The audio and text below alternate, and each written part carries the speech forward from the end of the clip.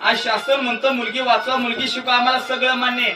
सांगू आपल्या सगळ्याला शासनाला एक हमी देण्याची गरज. शासनाला सांगा आम्हाला एक हमी द्या. तुम्ही सांगताना मुलगी वाचवा मुलगी जन्माला घाला, आम्ही आजही मुली जन्माला घालू, पण एक हमी आम्हाला द्या. काय हमी द्या?